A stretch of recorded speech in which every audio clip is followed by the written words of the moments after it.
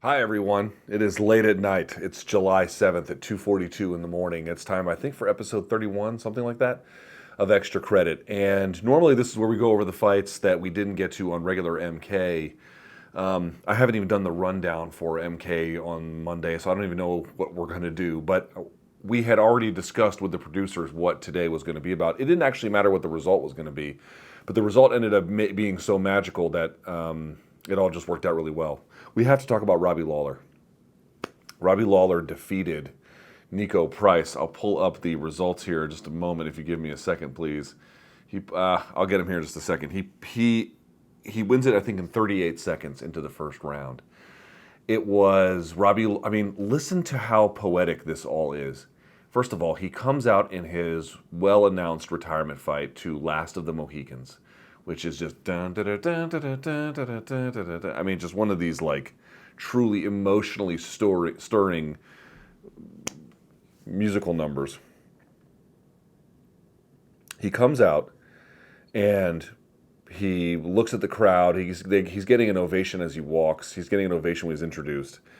He collar ties Niko Price, comes up and then over, puts him on his ass, and then walks away. 38-second KO. It's the first round KO that he's had since, ready for this? Fighting Josh Koscheck. Do you know why that's relevant? Fighting Josh Koscheck, not only was it 10 years ago, that was his first, I believe, I'll double check this. Let me turn this off. Sorry. That was his first fight back after the dissolution of Strikeforce and then returning into UFC. Let me double check that before I just completely speak out of my ass. I believe that is right. And it would be quite poetic for that to be the case. And I want to tell you why. Let's see here. Yes. Yeah, Lorenz Larkin, the last one was July of 2012. He didn't come back till February of 2013. He beat Josh Koscheck. And of course, he had returned to welterweight. He had been a middleweight before that. You have to understand something about the career of Robbie Lawler. He has always been loved and he has always been revered, even since his early days when he was with Militich Fighting Systems and he was knocking out the,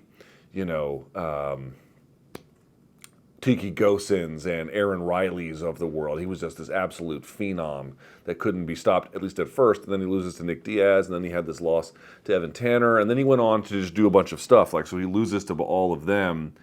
And, and after UFC 50, he loses to Evan Tanner. He gets triangled in the first round, actually here in Atlantic City, New Jersey, of all places, funnily enough. And then he went on to Super Brawl, King of the Cage, Icon Sport, which is the same as Super Brawl, basically. He fought a little bit in Pride. He fought in IFL.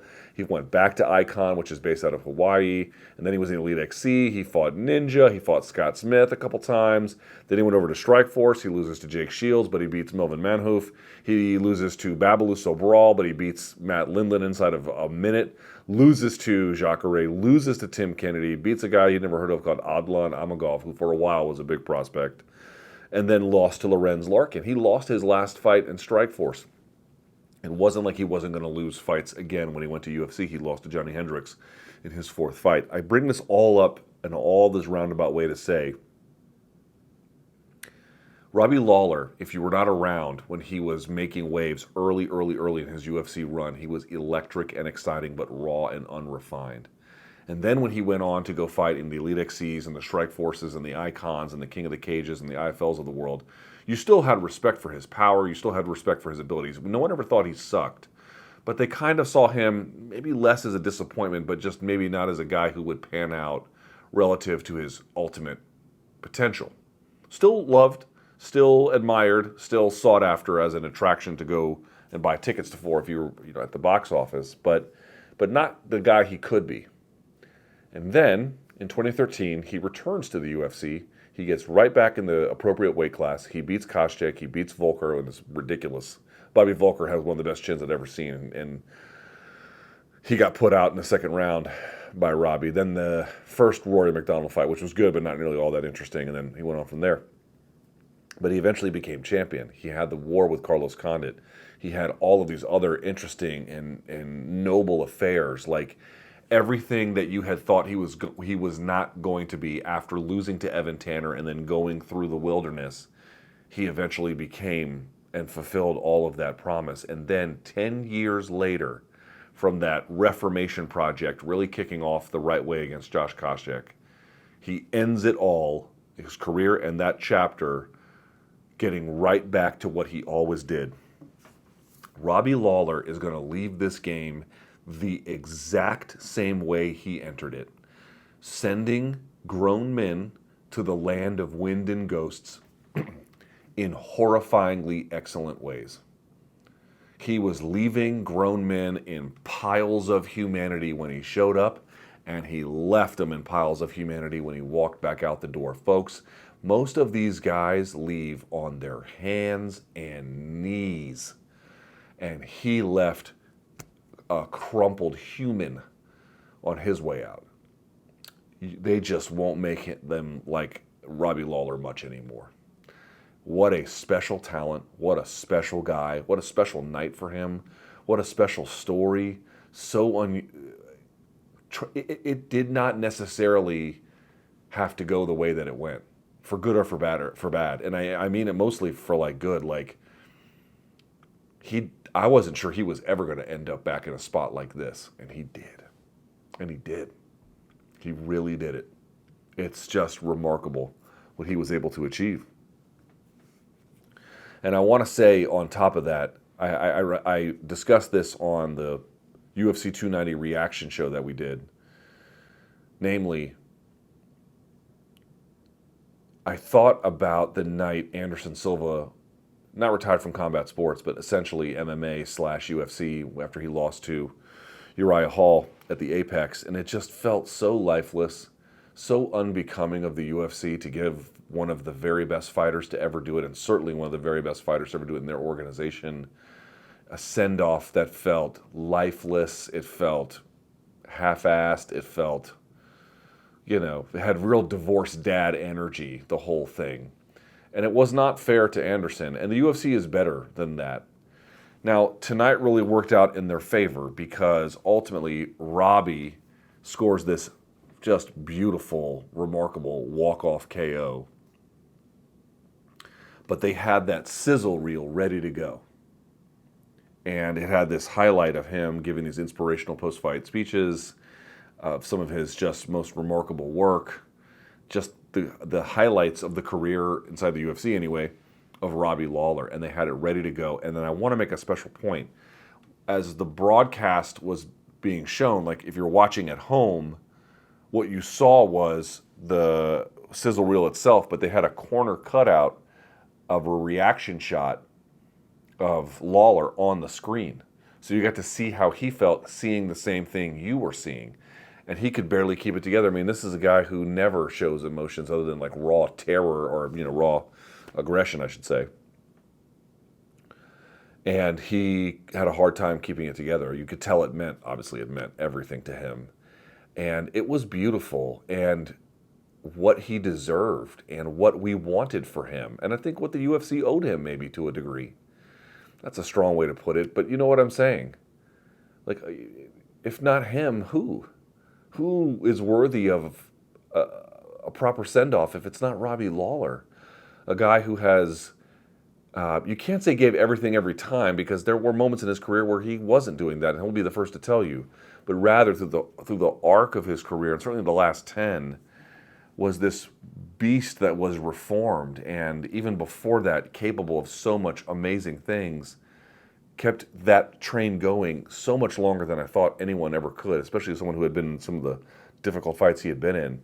A very special talent, a very special guy, a very, very unusual fighter, even by unusual fighter standards. I mean, this is a pro's pro, a fan favorite. Who have you ever heard, except for Colby Covington, say anything bad about Robbie Lawler? No one does that.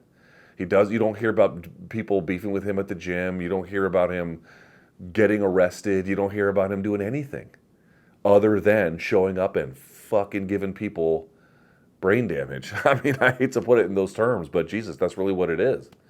Just a pure fighter in every way. A guy who, I'm not one of these guys like, oh, so-and-so was built for it. No one's really built for it. But some guys have a kind of proclivity for this danger and for this willingness to test themselves that most men don't. Most other fighters don't have what Robbie has, to be honest with you. And I think most fighters would be honest about that. Just a very unique person. And I thought the UFC tonight really hit a home run. Really, really, they hit a home run with 290 in general, but they especially hit a home run with the way they gave him a send-off. It does show you that when they care and when they try, they can do magical things. Like, I know a lot of times on this show, not so much extra credit the podcast, but on Morning Kombat, we beat up on the UFC a lot, and I know that rubs some people the wrong way. UFC, I'm sure, chief among them.